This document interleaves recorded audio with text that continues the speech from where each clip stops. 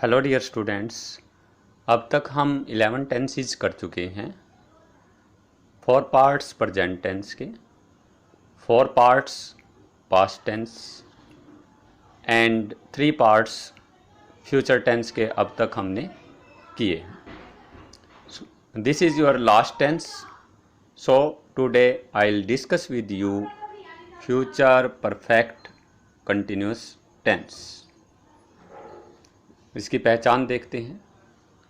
वाक्य के अंत में से रहा होगा, से रही होगी, से रहे होंगे आता है। सबसे पहले हम लेते हैं एफर्मेटिव सेंटेंस। जैसा कि मैंने आपको पहले भी वीडियो में बताया है, एफर्मेटिव सेंटेंस सकारात्मक वाक्य, प्रश्नवाचक और नकारात्मक वाक्यों को छोड़कर जो वाक्य बनता है उसको सकारात्मक एफर्मेटिव सेंटेंस कहते हैं। इसमें रूल लगेगा सब्जेक्ट प्लस विल या shall plus have been plus verb की फर्स्ट फॉर्म के साथ ING plus object plus since या फॉर प्लस गिवन टाइम। मैंने आपको जब प्रेजेंट परफेक्ट कॉन्टिन्यूस टेंस करवाया था उसमें आपको डिटेल में सिंस और फॉर का प्रयोग बताया था। इनडेफिनेट टाइम के साथ हम सिंस का प्रयोग करते हैं और डेफिनेट टाइम के साथ हम फॉर का प्रयोग करते हैं। इनके डिफरेंस के बारे में भी आपको मैं पहले ही बता चुका हूँ। विल और सेल फर्स्ट पर्सन आई और बी के साथ हम सेल का प्रयोग करते हैं, बाकी सभी के साथ हम विल का प्रयोग करेंगे, whether it is singular noun और प्लूरल नाउन। सेंटेंस लेते हैं हम सकारात्मक वाक्य। रोहन 2 महीने से अंग्रेजी सीख रहा होगा। Rohan will have been learning English for 2 months। Next negative sentence subject plus will या shall plus not plus have been. अब हमें यहाँ पर इस बात का ध्यान रखना है कि हम नॉट का प्रयोग विल सेल और हैव बीन के बीच में ही करेंगे, ना कि हैव के बाद। हेल्पिंग वर्ब विल और सेल के बाद ही नॉट आएगा। Plus have been plus verb की फर्स्ट फॉर्म के साथ ING plus object plus since या फॉर प्लस गिवन टाइम। वह सुबह से कपड़े नहीं धो रही होगी। She will not have been washing clothes since morning। क्योंकि ये इनडेफिनेट टाइम है और समय का नाम भी है सुबह से, इसलिए हम इसमें सिंस का प्रयोग करेंगे। नेक्स्ट सेंटेंस लेते हैं हम इंटेरोगेटिव। इंटेरोगेटिव में हम क्या करते हैं, सबसे पहले हम हेल्पिंग वर्ब को लेते हैं। सब्जेक्ट से पहले हम हेल्पिंग वर्ब का प्रयोग करते हैं इंटेरोगेटिव के अंदर। और इंटेरोगेटिव में मैंने आपको बताया भी था WH फैमिली के वर्ड से भी इंटेरोगेटिव बनता है, तो वो सेंटेंस भी आप बना सकते हो।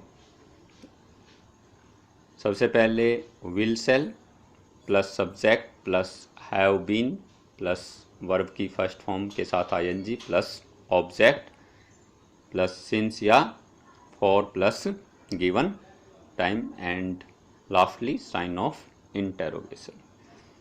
क्या हम 2 घंटे से फुटबॉल खेल रहे होंगे। सेल वी क्योंकि हम आया है, हम की इंग्लिश होती है बी, इसलिए हम हेल्पिंग वर्ब किसका यूज़ करेंगे? सेल का। Shall we have been playing football for 2 hours. अगर यहाँ पे WH फैमिली से भी कोई सेंटेंस दे रखा हो, जैसा कि मैं आपको पहले भी हर टेंसेस के अंदर बताता आया हूँ, जैसे अगर ये सेंटेंस आ जाता है, हम 2 घंटे से फुटबॉल कहाँ खेल रहे होंगे, तो यहाँ पे जैसा कि आपको पहले ही बताया जा चुका है, कहाँ के लिए हम वेयर का यूज़ करते हैं, और जो हेल्पिंग वर्ब के साथ हम WH फैमिली के वर्ड्स को भी ऐड कर देते हैं। तो इसमें क्या बनेगा? Where shall we have been playing football for 2 hours. Next sentence लेते हैं हम, interrogative plus negative. Interrogative plus negative में हम इंटेरोगेटिव के साथ नेगेटिव भी ऐड कर देते हैं। रूल देखिए, will shall plus subject plus not plus have been plus verb की फर्स्ट फॉर्म के साथ ING plus object plus since या फॉर प्लस गिवन टाइम। क्या वे सुबह से टीवी नहीं देख रहे होंगे? Will they not have been watching TV since morning. Got it? Dear students, आपके सभी टेंसेस अब कंप्लीट हो चुके हैं। इसके बाद हम नेक्स्ट टॉपिक स्टार्ट करेंगे। Tense is the base of the grammar.